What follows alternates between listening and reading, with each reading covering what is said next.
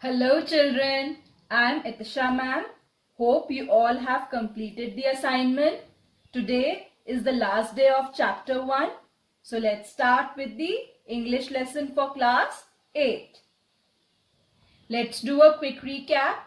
In the previous session, when Abdul Kalam was giving interview at the Air Force Selection Board, he realized that they were looking for physical fitness and an articulate manner in the candidate. He was not selected as an Air Force pilot. He became sad and depressed. Then he went for a walk and reached the edge of a cliff. Plans needed to be changed and he decided to go to Rishikesh for a few days to look for a new way forward. Let's continue with the chapter. I reached Rishikesh the next morning. I took a dip in the Ganga, a river that I had heard so much about but was seeing and experiencing for the first time in my life.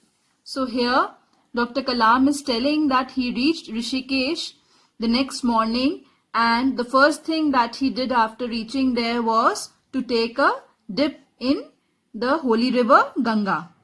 And he's also telling that he has heard a lot about river Ganga, but he was seeing and experiencing the river for the first time in his life. I had been told about the Sivananda ashram that was located a little way up a hill. I walked there. He is also telling that he heard a lot about Sivananda ashram, so he went there. And where was Sivananda ashram located? It was located a little way up the hill. So he walked there. As I entered, I felt a strange vibration, a sense of tranquility that was like a balm for my restless soul. Vibration means an atmosphere of a place. Tranquility means the quality of being calm.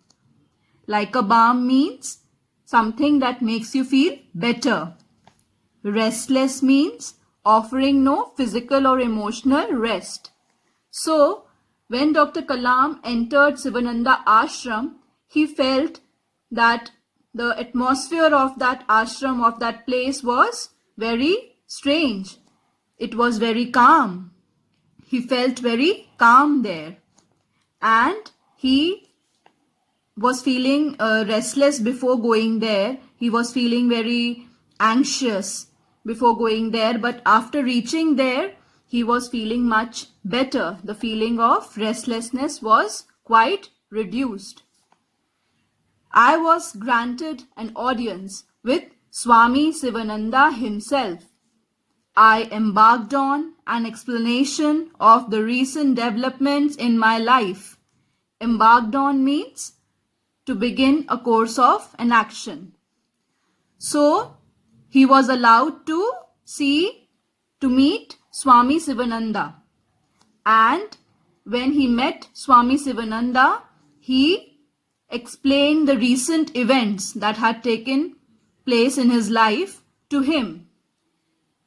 He listened calmly, and his next words some of the most profound I had ever heard. Profound means showing great knowledge. So, Swami Sivananda listened calmly to Dr. Kalam, and the words that he spoke next were full of great knowledge, and Abdul Kalam had never heard such knowledgeable words before. Accept your destiny and go ahead with your life. You are not destined to become an Air Force pilot.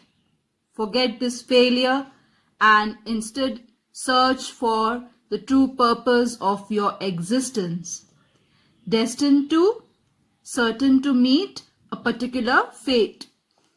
So here Swami Sivananda said to Dr. Kalam that he was not destined to become an Air Force pilot. Means that something which is not sure to happen in your life. So it was not in his destiny to be an Air Force pilot. So he should forget about it and move on in life. He should forget this failure and instead search for the real goal of his life, why he is existing in the world. That lesson made a deep impression on my mind. So this lesson that he learned from Swami Sivananda deeply affected him. Truly, why fight against destiny? This failure, I was sure, was part of a larger plan that God had for me. So Dr. Kalam thought that yes, why he should go against the destiny. This failure, the event that he has failed to be an Air Force pilot, this failure was part of the bigger plan of God. God had some better plans for him. So he should not get disappointed and move ahead in life. I ruminated long about this as I went back to Delhi. Ruminated means think deeply about something. So while he was heading back to Delhi, he thought deeply about all these things. He thought deeply about moving ahead in life, making new plans, setting new goals. He thought about all that while going to Delhi. There I found that I had been accepted as Senior Scientific Assistant at Directorate of Technical Development and Production. So when he reached Delhi, he found that he has been selected as Senior Scientific Assistant at Directorate of Technical Development and Production. I gave up my dream of making a career out of flying. Give up something means to part with something that one would prefer to keep.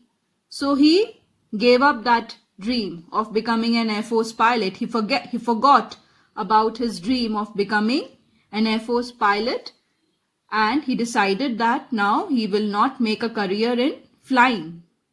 I understood now that there was plenty of other work to be done, and I was going to put my heart and soul into the job that had been given to me.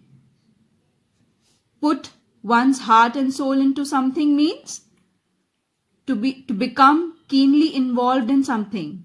So he decided that there was plenty of work to be done other than being an Air Force pilot, and so he decided, he was determined to dedicatedly do the new job that was being offered to him.